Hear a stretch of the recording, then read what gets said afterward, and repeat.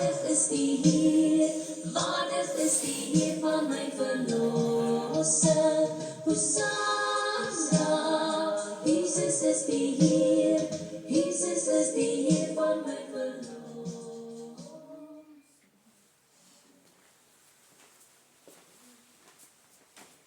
Goeiemôre almal. Baie welkom. Soos ons nou hy koortjie gehoor het, hy sal eendag kom op die wolke. En dis net so waaroor ons gaan praat bietjie vandag. Ons sluit net ons oë dat ons so saam bid. Hemelse Vader, ons dankie dat ons by mekaar kan kom in U naam vandag. Here, ons vra dat U woord oopbreek, dat ons dit kan verstaan, dat dit op goeie grond land en dat ons werklik iets uit U woord kan leer vandag. Here, ons sê net dankie dat ons 'n goeie nagrus gehad het, weer 'n dag gespaar is om hier te wees. So dink ons aan al die boeties en sissies wat dit nie kon maak vandag nie. Ons gebede gaan ook uit na oom Pieto wat in die hospitaal is. Ons weet die genesende hand is al reeds met hom. En dit alles nie omdat ons dit verdien nie, maar alleen uit U genade in die naam van Jesus. Amen. Amen.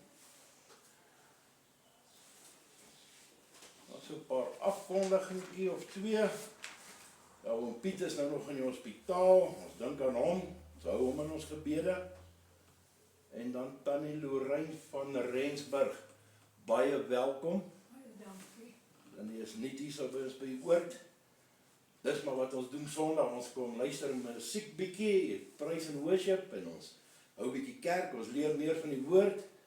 En agterna koffie en tee en koekies. Dis nou al tradisie hier by ons. Baie welkom.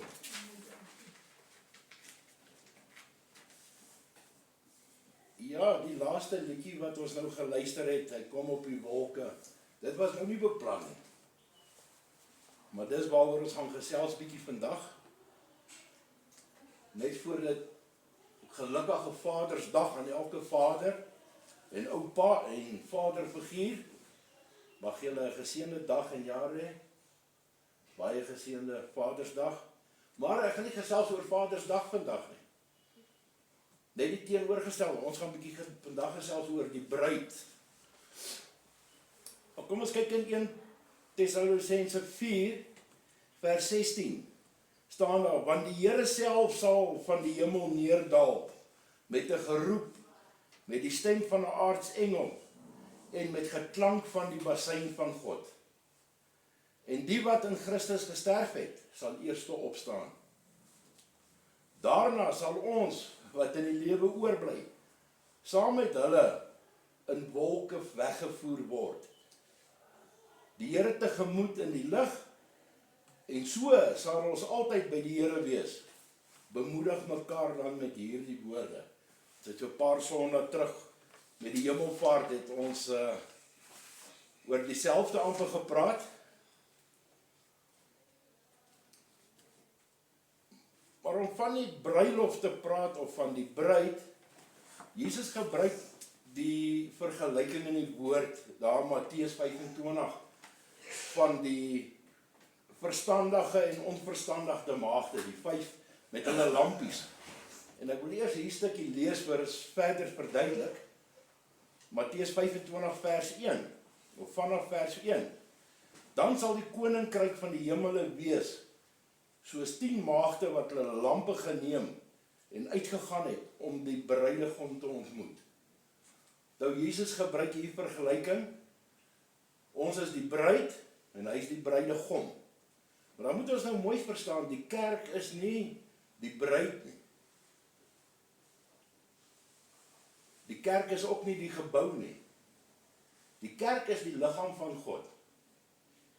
So elke lid is deel van die kerk of van die liggaam. Tog kan die hand niks doen sonder 'n vinger nie. Of die oor of neus niks sonder die brein nie. Maar elkeen is nie die bruid nie. Is nie ons almal wat eendag as daai laaste basuin blaas, wat saam op die wolke saam gaan in ewigheid nie. So So is nie almal wat die bruidegom gaan ontmoet nie. So ons kyk dan vers 2 oor die maagde en die vergelyking met die bruilof of die bruid en bruidegom. 5 van hulle was verstandig en 5 van hulle was dwaas. En toe die wat dwaas was hulle lampe neem, het hulle geen olie met hulle saamgeneem nie. Maar die verstandiges het olie in hulle kanne saam met hulle lampe geneem.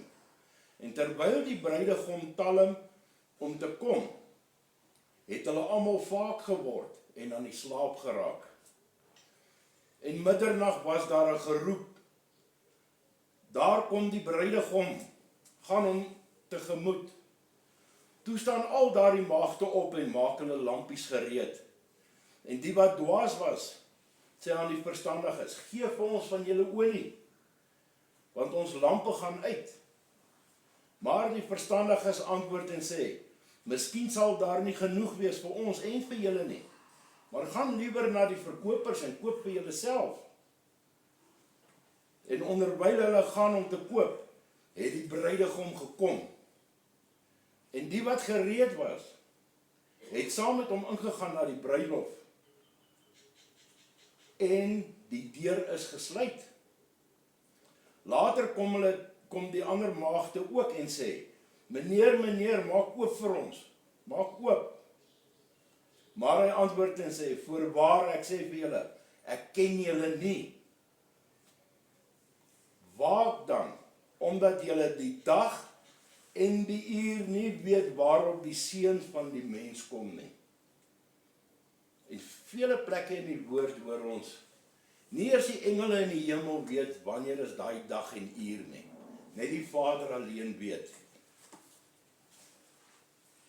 So as ons gaan kyk na die vergelyking wat Jesus maak hierso met die dwaase en die wyse maagde en die olielampies, moet ons verstaan, onthou hy, Jesus het Joods groot geword. Hy het groot geword as 'n Jood, en hy het met Joodse mense gepraat in daardie tyd. En hy die huwelik of die bruid en bruidegom gebruik as vergelyking, omdat daardie Joodse mense het dit verstaan. Kyk, as ek nou 'n pad wil verduidelik Durban toe van hier af, of Johannesburg toe, dan gaan ek sê, hoorie, ry die N12 om, want die ander pad het baie potholes. Ag, daar is dit alweer, ek ken die potholes, slaak alweer.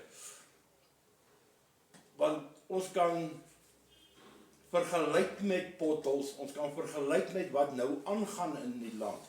Ek kan sê, moenie in die aand ry nie, is gevaarlik. So in ons tye verstaan ons die dinge. Maar nou moet ons onthou, in daardie tyd, het die Jode het verstaan, waaroor gaan 'n Joodse bruilof, en waaroor gaan die bruid en die bruidegom. Dit is hoekom Jesus daardie vergelyking gebruik het. So wat gebeur het, in die Joodse tyd, het seun by sy pa gekom en gesê, hy stel belang in die Joodse dametjie, en as die ouers nou almal goedgekeur het, en sê, nee, jy kan my dogter vat, dan het die pa en die seun gaan sit, en hulle het beplan en 'n kontrak opgestel, en hulle het besluit op 'n prys wat die man gaan betaal vir sy bruid. In ons dae op sekere tradisies ken ons dit as labolla. Daardie tyd het 'n Jood het sy bruid gaan koop by die ouers. Hy het betaal en hy het baie duur betaal. So daardie tyd was 'n Joodse seun baie meer werd vir sy pa as wat die dogter was. So, want die seun het gewoonlik in die pa se voetspore gevolg. As die pa 'n bouer was, het hy sy seun geleer om 'n bouer te wees, en so sal sy seun 'n bouer wees, of skoenmaker, wat ook al die geval. So hy het nog baie jare na hy eintlik uit die huis uit is, het hy vir sy pa of saam sy pa gewerk, of selfs die familiebesigheid oorgevat. Maar 'n dogter nie, as 'n dogter getroud is sy uit die huis uit.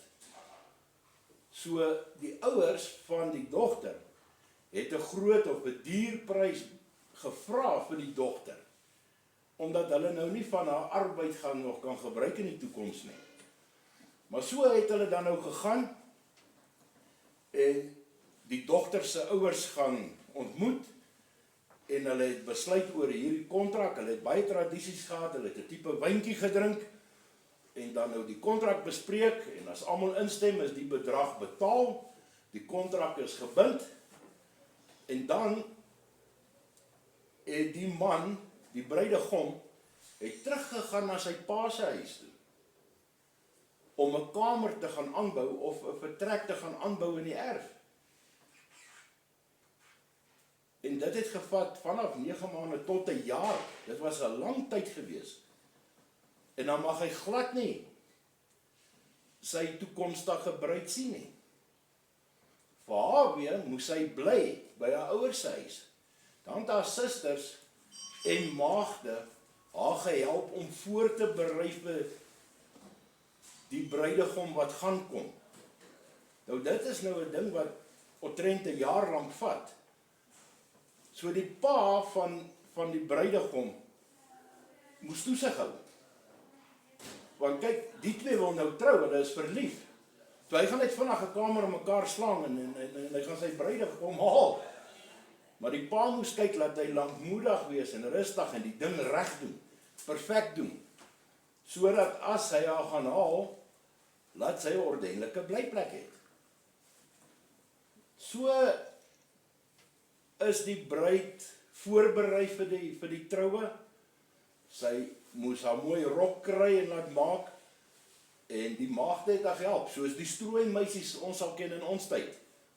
Hulle het haar al die tyd bygestaan en hulle het by haar gebly. En sy het van dag 1 af, het sy daai, wat noem ons 'n wyl in Afrikaans? Sluier, dankie Tannie. Sluier gedra. Nou die sluier was gewees om te wys, dit gaan nie oor die uiterlike mooi waaroor hulle trou nie, maar dit gaan oor die innerlike, as ook vir die ander manne op dorp, laat hulle sien, sy slaag gevat, daar's klaar 'n kontrak op haar uit. So hulle kan nie kom weer met 'n kontrak om te sê ons soek haar nie. Sy dra die sluier klaar, so sy slaag gevat. So moes sy elke aand dan 'n lampie laat brand in die vensterbank, sodat almal kan sien, sy wag op die bruidegom.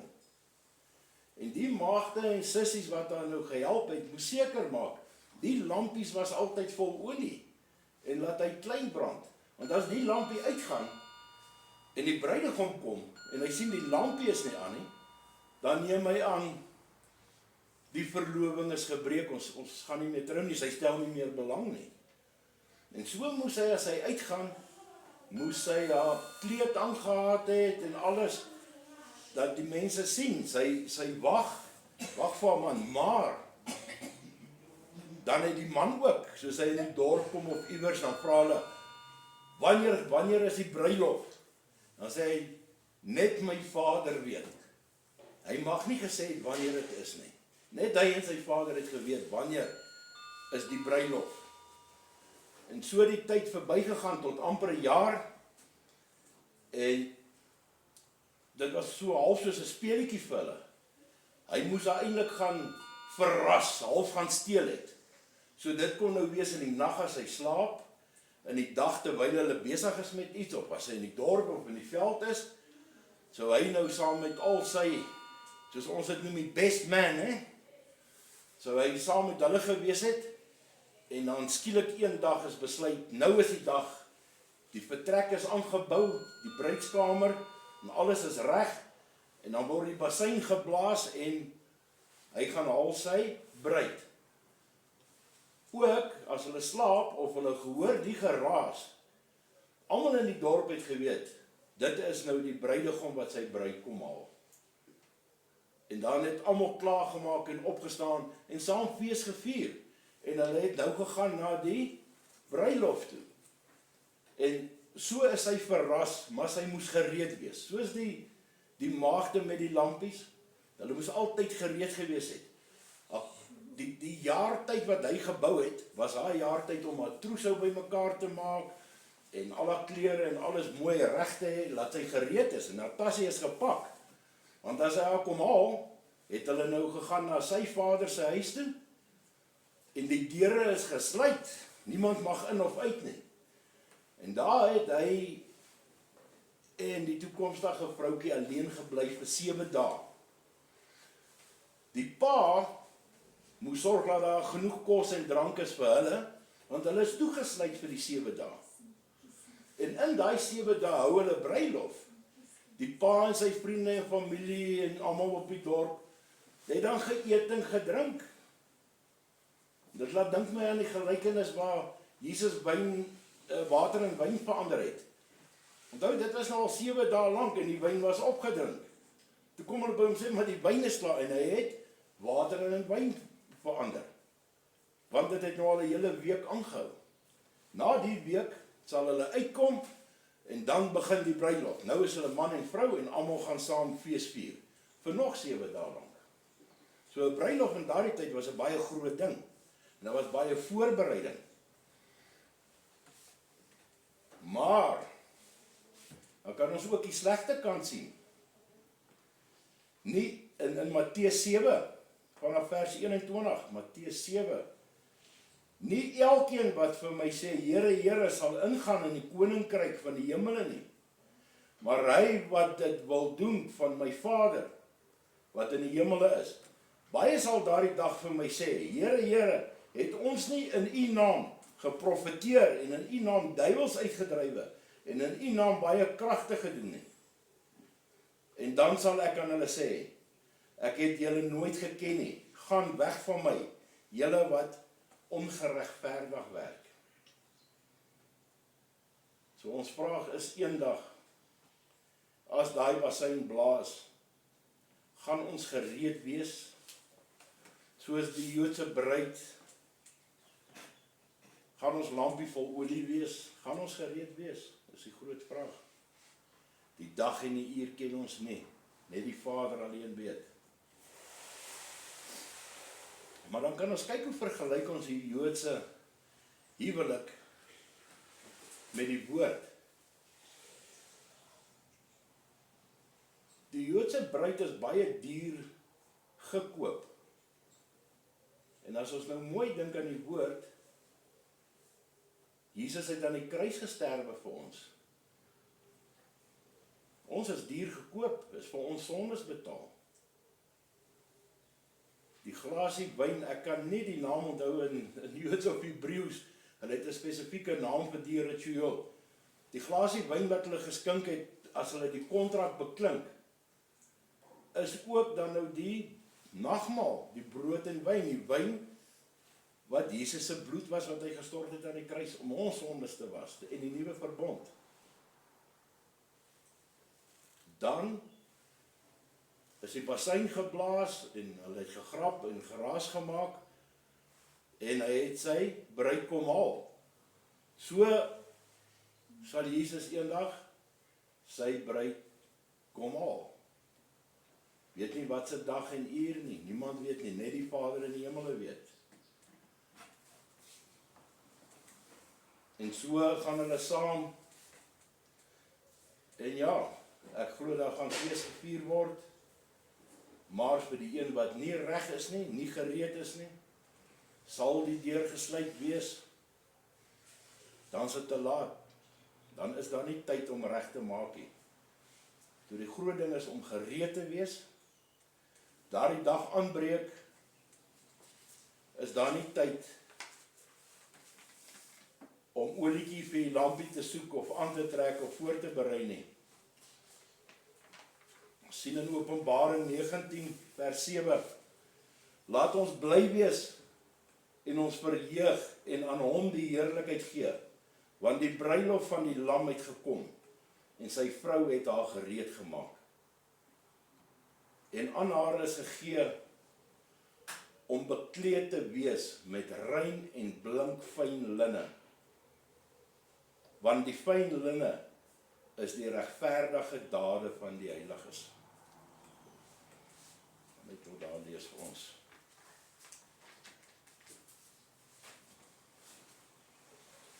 So die vraagie wat ons elkeen kan vra vandag, is ons gereed as die bruidegom kom, is ons gereed as die bassein blaas, niemand weet wat se dag of uur nie. is die lampie vol, is die klere reg, want in 'n oogwink gaan dit gebeur. Ons weet nie wanneer nie. Dit kan vandag wees, kan net nou wees. Oor 10 jaar wees, dit kan oor 100 jaar wees. En so oral in die woord van Adam en Eva se tyd, waarsku die woord ons, jy moet gereed wees en gehoorsaam wees. Toe Adam en Eva nie gehoorsaam was nie, hier in Genesis, is hulle uit die paradys gegooi. En die paradys was toegesluit. Hulle kon nie in nie. Hulle het hulle sonde gepleeg, so dit's nou te laat. Hulle kon nie weer in nie.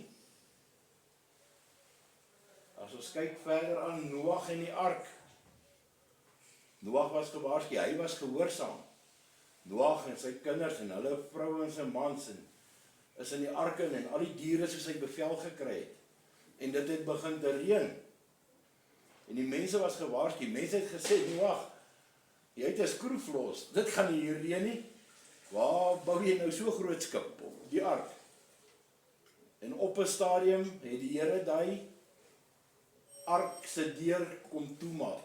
Niemand kon in nie, niemand kon uit nie. So weer eens was ons as mens, die wêreldse mense, ongehoorsaam. En die ark se deur was gesluit. En as die deur gesluit is dit te laat. Dieselfde soos die bruid en bruidegom van 'n Joodse paartjie, as hy haar gaan haal het en sy is nie gereed nie, is die troue af. As hy gereed is, word die deur gesluit en niemand gaan in en uit vir 7 dae nie. Kan ons verder gaan in Openbaring die 7 jaar, maar dis 'n ander dag se diensie. As die deur gesluit is, die dag as hy bassein blaas, en Jesus kom op die wolke aan soos hy gegaan het, is dit klaar te laat. Die deur gaan gesluit wees, en hy gaan sê, gaan weg, ek ken julle nie. So ons moet gereed wees. Dis 'n kort boodskap, maar 'n baie belangrike boodskap. Ek het dit al van laasweek op die hart gehad om met julle te deel. So is net tot daartoe vandag ek wil ons afsluit. Hemelse Vader, ek dankie vir die woord. Here, so vra ons die Heilige Gees om ons te lei, dat ons die regte kennis het, dat ons voorbereid is, die dag as die bassein blaas, laat ons nie buite bly of agter bly nie. Laat ons lampies vol is, dat ons die lig kan sien, dat ons die regte pad kan volg. So vra ons, vergewe ons sondes. Weet jy het alreeds aan die kruis ons sondes vergewe. Maar opnuut vra ons weer vandag, vergewe ons sondes, dat ons meer aandag aan U kan gee en U woord kan volg en elke dag meer uit U woord leer. Ons vra dit alles uit U genade en goedheid en guns. En ons loof U en ons prys U in die naam van Jesus. Amen.